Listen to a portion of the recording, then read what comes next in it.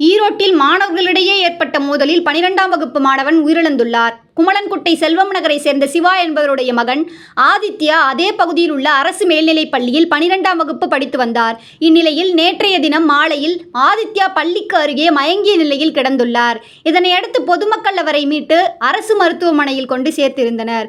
இந்நிலையில் அவர் ஏற்கனவே உயிரிழந்து விட்டதாக மருத்துவர்கள் தெரிவித்துள்ளனர்.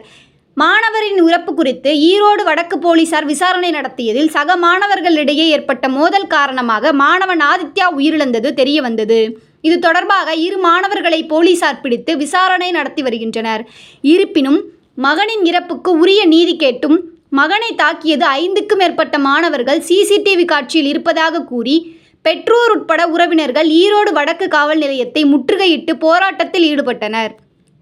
இதற்கிடையே சம்பந்தப்பட்ட குமளன்குட்டை அரசு மேல்நிலைப் பள்ளி முன்பு போலீசார் அதிவிரைவு படையினர் பாதுகாப்பு பணியில் ஈடுபட்டு வருகின்றனர். இதுபோன்ற செய்திகளை உடனுக்குடன் தெரிந்து கொள்ள சவுண்ட் பாக்ஸ் நியூஸ் சேனலை சப்ஸ்கிரைப் பண்ணுங்க.